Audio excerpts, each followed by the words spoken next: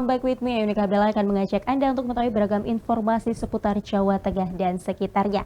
Dan hari ini langsung menyapa dari Gedung Kompas Gramedia Tribun Jateng lantai 3. Sudah hadir bersama dengan Bella, ada Bapak Rianto SH. Ini selaku anggota Komisi 2 DPR RI, Dapil 3 Daerah Pemilihan Jawa Tengah yang meliputi Kabupaten Grobogan, Blora, Rembang, dan juga Pati. Selamat sore Pak Rianto, apa kabar? Selamat sore Mbak Bella. Kabar baik. Kabar baik, sehat pastinya ya Pak ya? Sehat. Alhamdulillah sehat. Seperti warnanya juga ini merah membara, ini pastinya pasti sehat dong ya Pak. Baik, and for your information Tribuners, kami semua yang sedang syuting di hari ini juga pastinya dalam keadaan sehat dan sudah divaksin booster, begitupun juga dengan Pak Rianto ya Pak ya. Hari ini Pak, kita akan membahas terkait tentunya apa saja sih tugas dari Komisi 2 DPR RI tentunya, kemudian nanti juga tugas-tugas dari PDIP nih. Hari ini kan sudah kentara banget nih, sudah ada logo bantengnya dan juga warna merah bejalanya ini ya Pak. Baik, sebelum itu semua kita membahas itu semua, ini kan Pak Rianto terkenal juga dengan memperjuangkan wong cilik begitu ya Pak. Kemudian juga aktif, begitupun juga dengan gerakan jalan lurus dan juga gerakan mafia tanah yang sudah nggak asing juga didengar. Gerakan anti mafia tanah. Gerakan anti mafia tanah. Nah, ini bisa disounding Pak, bagaimana sebenarnya gerakan tersebut? Silakan. Baik, saya bertugas di Komisi 2. Jadi tugas saya sesuai dengan undang-undang adalah mempunyai satu fungsi legislasi, kemudian fungsi anggaran dan pengawasan. Itu tugas saya sebagai anggota DPR RI. Kemudian kalau berkaitan dengan ormas yang kebetulan saya menjadi penggagas, kemudian juga disepakati kawan-kawan untuk menjadi ketua umumnya, bahwa gerakan jalan lurus itu satu gerakan, satu visi, satu visi sosial, di mana asasnya adalah Pancasila dan Undang-Undang Dasar 45.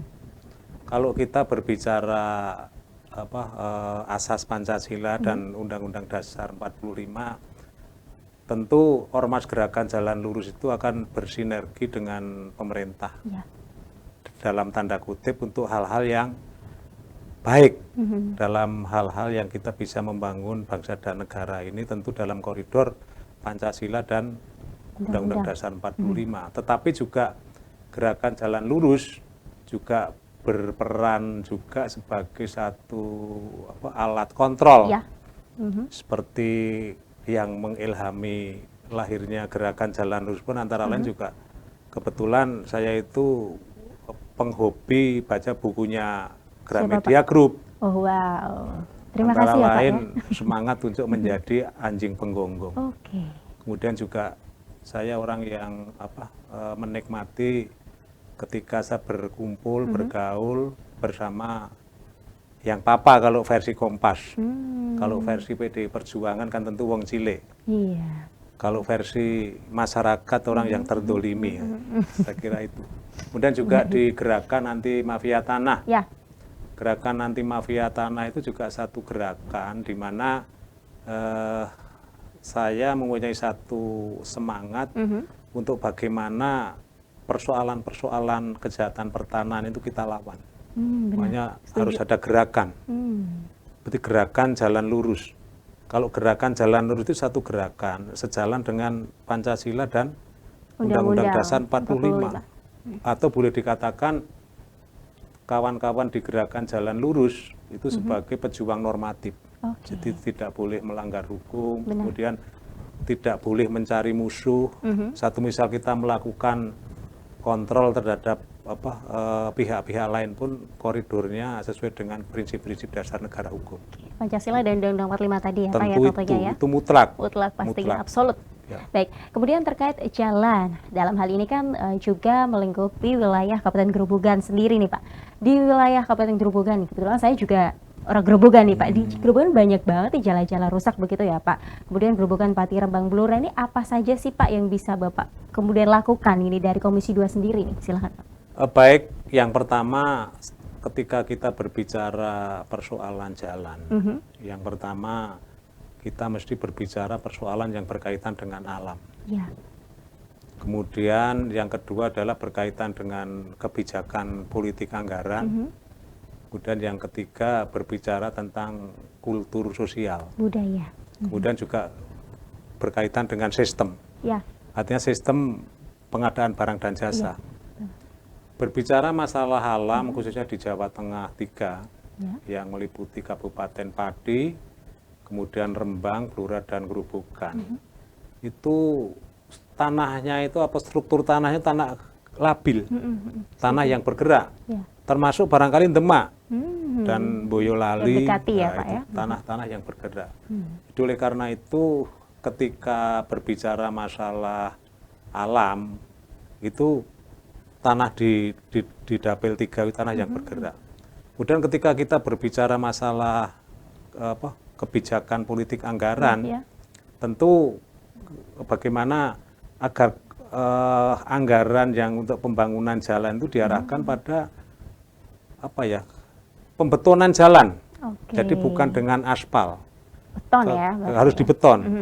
Itu pun harus dengan satu standar kualitas yang baik. Kemudian bicara masalah sistem pengadaan barang dan jasa. Kalau selama ini proses tender atau praktek-praktek pelelangan pekerjaan itu yang ditunjuk sebagai pemenang adalah penawar yang terendah. Nah, terendah, menguntungkan negara kalau di ketentuan Perpres tentang pengadaan barang dan jasa pemerintah itu. Lah persoalannya kalau saat ini terjadi penurunan penawaran proyek, itu penurunannya sampai ekstrim. Oh wow, hingga berapa Pak biasanya mencapai? Ada yang sampai 30% di bawah pagu. Baik. Di bawah pagu, di bawah HPS. Padahal kita tahu bersama bahwa pasca adanya pembenahan sistem perencanaan. Kalau dulu masih mengacu pada ketentuan Belanda, BUW. BUW itu dulu harganya cukup lumayan, masih ada koefisiennya 15%. Dan saat ini sistemnya dirubah dengan SNI, Standar Nasional Indonesia. Ini hitungannya ini benar-benar sangat ngepres sekali, sangat mepet sekali. Dulu ada koefisien 15% dari nilai yang sebenarnya, sekarang tidak ada. Nah, ketika kita berbicara HPS atau pagu, itu kan di sana ada unsur keuntungan pemborong. Kemudian unsur yang berkaitan pajak. Benar. Pajak itu sekarang PPN-nya 11%, PPh-nya 1,5%. Berarti komponen keuntungan pemborong sama pajak sekitar 23%. Sekitar 23%. Belum operasional. Operasionalnya udah berapa sendiri? Sedangkan penurunan sampai 30% tadi. Ketika itu turun 30%, itu kan harga penawaran itu plus pajak. Iya. Berarti pekerjaan itu akan dilaksanakan kalau dari perencanaan yang normal paling tidak hanya 50-an%. Bayangkan, ini yang berkaitan dengan faktor sistem, kemudian berkaitan dengan faktor masyarakat faktor kultur, faktor sosial. Masyarakat belum begitu sadar bahwa bagaimana peranan masyarakat untuk melakukan pengawasan terhadap kegiatan-kegiatan pembangunan belum ada. Bahkan kecenderungan pihak lain itu kalau ada mungkin dari LSM atau dari kawan-kawan media yang melakukan aktivitas, melakukan pengawasan atau kontrol itu cenderung secara sosial dicap orang yang tidak baik, juga mencari kesalahan orang. Ini yang dari sisi sosial ini perlu kita bangun bersama, bagaimana agar persoalan-persoalan berkaitan dengan peran dan fungsi LSM atau media itu sangat diperlukan dalam rangka bagaimana membangun sesuatu secara baik. Itu. Yang diharapkan itu ya tentunya. Ya. Baik. Kemudian tadi bicara terkait pengawasan sendiri nih Pak. Ini dalam hal ini terkait lumbung pertanian juga, ini bisa diceritakan Pak keluhan yang dialami petani nih, apalagi kan Bapak juga pemerhati petani nih untuk wilayah 3 ini. Silakan. Baik, kalau berbicara persoalan petani saat ini yang dikeluhkan adalah sulitnya untuk memperoleh pupuk subsidi. Jadi sulitnya untuk memperoleh pupuk subsidi dan mahalnya harga obat. Nah, itu dia. Mahalnya harga obat. Sedangkan kita tahu tugas yang diberikan oleh negara kepada petani ini sangat berat. Karena untuk menyediakan cadangan pangan nasional. Ya, bahan pokok ya. Bahkan saya akan mengatakan tidak hanya menyediakan cadangan pangan nasional, tapi juga menyediakan pangan global. Iya, secara Tapi luas. kesulitan untuk memperoleh pupuk subsidi. Kalau kita melihat subsidi yang diberikan oleh pemerintah Ya. untuk pupuk itu kan dari tahun ke tahun ada penurunan. Kalau untuk anggaran 2023 ini kalau tidak salah 26 miliar. Dan anggaran di 2021 itu sekitar 40, kemudian turun. Ini yang menjadi persoalan. Padahal tingkat kebutuhan pupuk tentu meningkat. Ya. Sejalan dengan kerusakan hutan. Jadi hutan di Jawa khususnya ini semua sekarang terkonversi menjadi tanaman jagung. Iya, benar. Kalau dulu hutan, tanaman jagung kan juga perlu pupuk. Benar. Sekarang Gitu. rata-rata jagung ya. Iya. Pak, ya? Kemudian juga persoalan kartu tani. Itu dia. Jadi secara mungkin teori kebijakan itu kartu tani itu akan mempermudah petani untuk memperoleh hak-haknya khususnya berkaitan dengan pupuk subsidi. Baik. Tetapi kenyataannya ini justru malah sebaliknya. Bagaimana? Oh. Karena petani Kenapa? kan gaptek teknologi. Iya, benar. Ini yang jadi persoalan. Di era digitalisasi 5.0 ini ya. Makanya ini petani juga masih kalau berbicara persoalan petani perlu direkonstruksikan kembali tentang sistem distribusi. Kalau dulu era Orde Baru kan ada KUD, Koperasi Unit Desa, dan itu dulu bagus. Dan berjalannya lancar juga. Ya, kemudian distribusi ke desa pun waktu itu bagus. Nah, pasca reformasi KUD ini banyak disorot, kemudian dilakukan perubahan, Peninjauan kembali juga. diadakan perubahan di mana distributor itu diberikan pada swasta.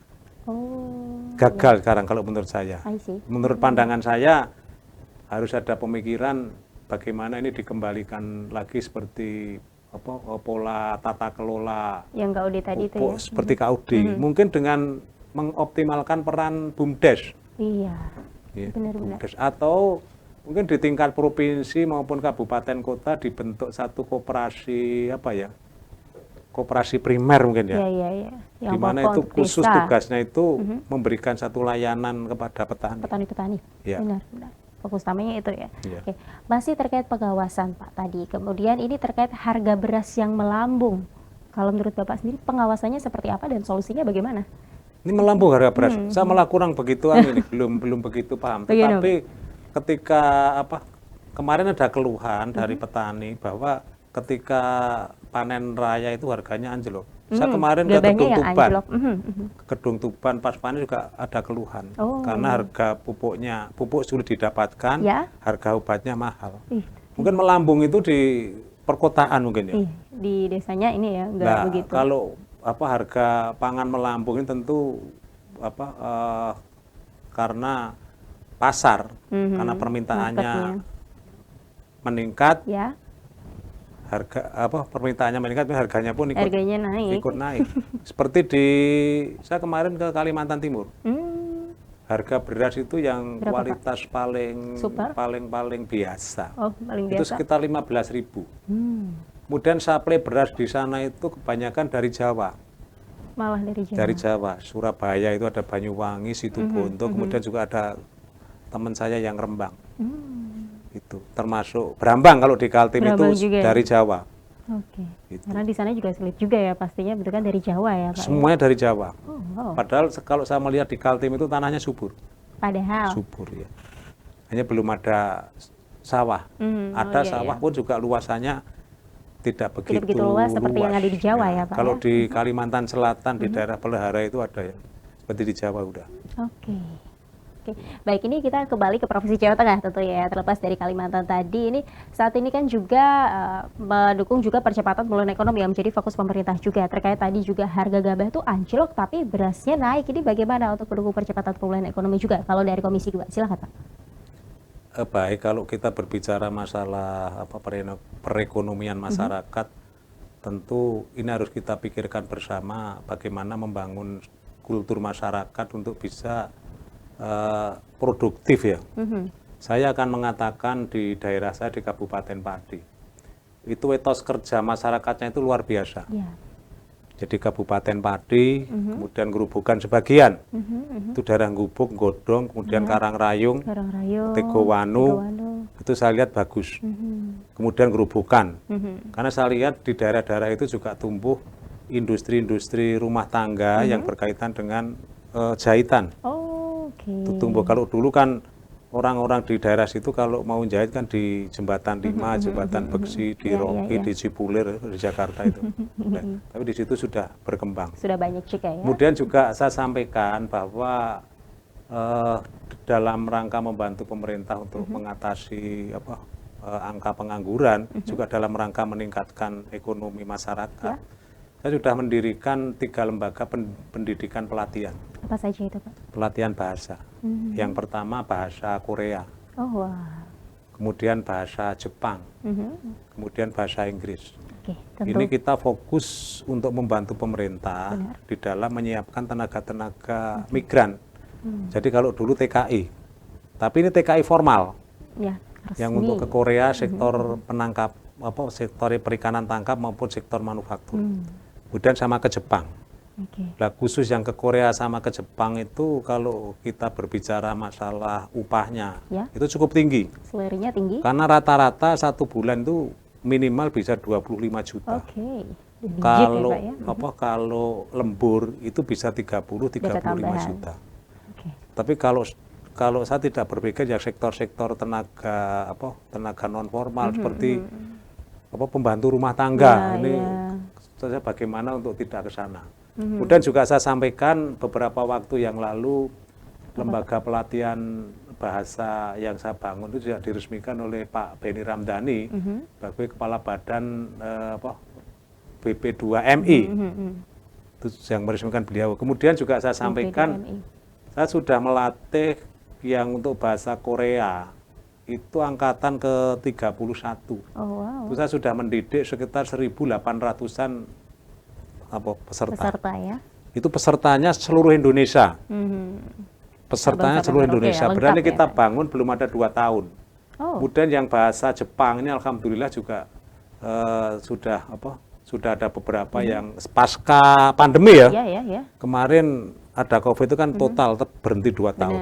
Ini alhamdulillah sudah ada yang jalan. Kemudian yang Korea itu sudah alhamdulillah sudah banyak. Kemarin waktu peluncuran pengiriman ke Korea saya juga diundang BP2MI. Waktu itu yang meluncurkan Pak Muldoko, wakil pemerintah. Saat itu ya. Jadi itu bagian dari kerja-kerja sosial yang saya bangun. Juga saya pernah melakukan pelatihan terhadap tenaga asesor kompetensi berkaitan dengan tata rias. Jadi ada 21 asesor kompetensi tata rias yang saya lahirkan. Mungkin ini satu-satunya di Indonesia. Satu-satunya di one and only ya, Pak. Itu di lokal dan beberapa didikan yang saya bangun itu juga menjadi asesor nasional. Wow, congrats Pak. Luar biasa pencapaian yang sudah dilakukan ini, tentunya dari hasil yang sudah Bapak dapatkan begitu ya, masuk dalam anggota DPR RI juga, ini tentunya tidak lepas juga dari partai yang Bapak ikuti sekarang, warna merah ini, PDI Perjuangan. Sudah sejak kapan sih Pak join dengan PDIP sendiri, dan suka duka apa yang dialami sejauh ini? Silakan. Saya kira sampean bisa menilai. Kira-kira orang seperti Pak Rianto ini pantasnya kalau pertanyaan sejak kapan itu udah lama banget ya. Mestinya sejak lahir ya. Waduh. Saking cintanya sama merah begitu ya, Pak. Karena apa ya, kalau jujur kalau kita itu ingin berbicara objektif, pikiran-pikiran besar Soekarno ini yang tentu akan bagaimana memberikan satu manfaat, kemudian mendorong tumbuhnya satu kekuatan apapun. Setuju. Kalau Bung Karno selalu berbicara persoalan Trisakti, yaitu berdaulat dalam bidang politik, kemudian berdikari dalam bidang ekonomi, kemudian berkepribadian dalam bidang budaya. Jadi satu semua. Sebenarnya kalau Indonesia ini komitmen dengan 3 poin Trisakti, tersebut ya. ini akan menjadi negara yang super kuat. Super kuat. Gitu. Benar. Makanya kita jangan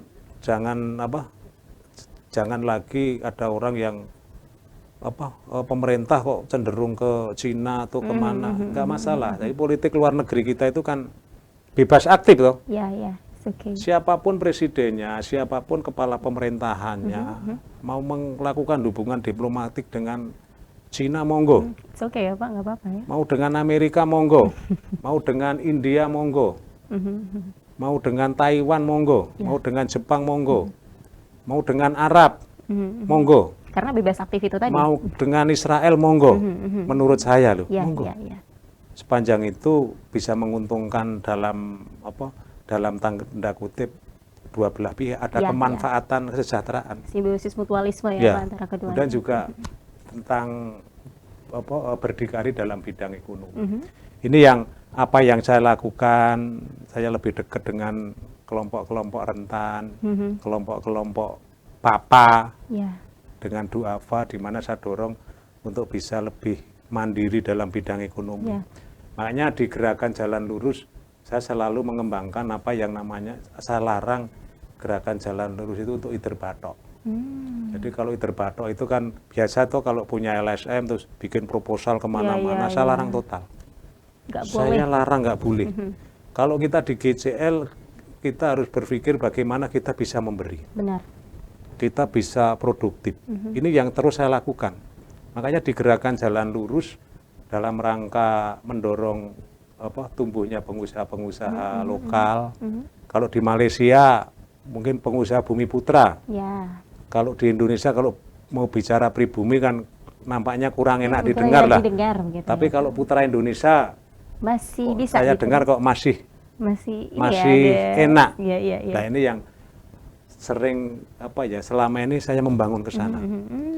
Saya mendorong kawan-kawan Putra Indonesia itu untuk mengambil peluang-peluang secara baik. Anda jangan melanggar hukum. Pasti. Seperti saya melakukan pendampingan kaitan perizinan pertambangan, saya bimbing. Baik.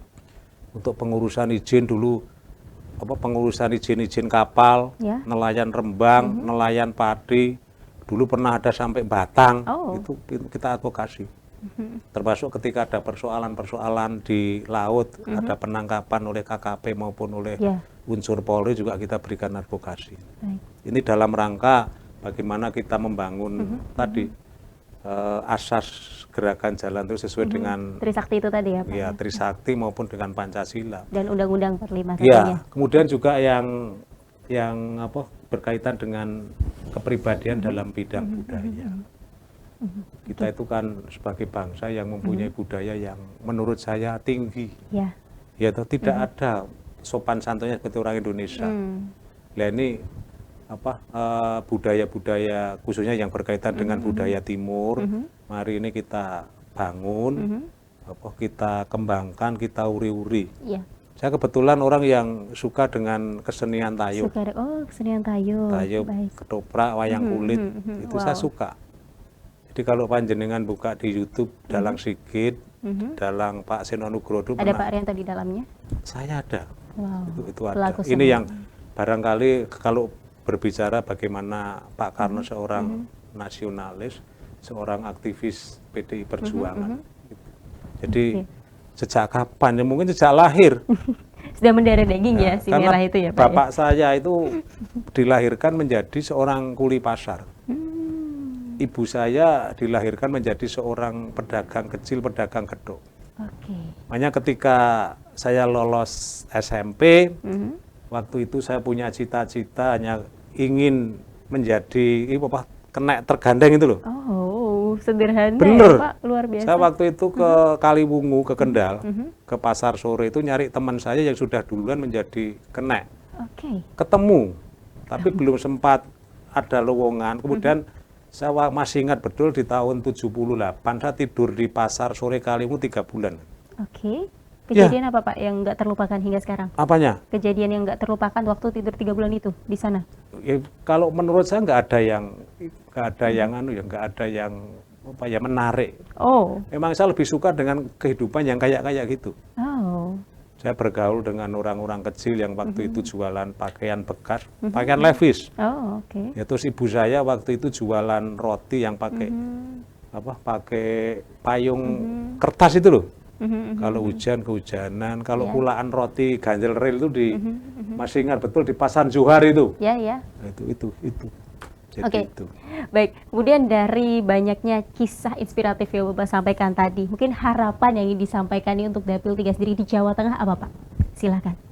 Harapan masyarakat. saya bukan hanya terhadap pemilih saya di Jawa Tengah 3 bukan, tapi saya berharap kepada Seluruh? bangsa Indonesia Wow. untuk bagaimana kita itu punya satu keyakinan bahwa kita itu mampu. Ya. Jadi jangan sampai kita itu merasa kecil, kita merasa minder. Gitu. Kenyataan Pak Rianto, saya mantan anggota Polri. Iya. Aktif di Saya kepolisian masuk juga waktu itu ya. masuk Tahun Polri tahun 78 iya. dengan balok 1 merah. Kemudian tahun 92 saya kopral, saya keluar, bukan mau dipecat loh. Bukan mau dipecat, tapi saya keluar dengan baik-baik. Oke. Kenyataannya dalam perjalanan waktu saya juga bisa masuk Senayan. Gitu. Kemudian ijazah saya SMA pun paket C di tahun 2006. Saya nggak pernah minder loh. Walaupun saya harus kumpul dengan SSSS, saya nggak minder. Sarjana sekian-sekian begitu ya Pak ya. Iya, saya nggak minder. Nah sekarang alhamdulillah saya sudah punya kekuasaan, jadi oleh karena itu saya menghimbau kepada bangsa Indonesia, Benar. khususnya anak-anak muda, Benar. itu Apa, tuh harus punya keyakinan bahwa saya mampu, saya bisa.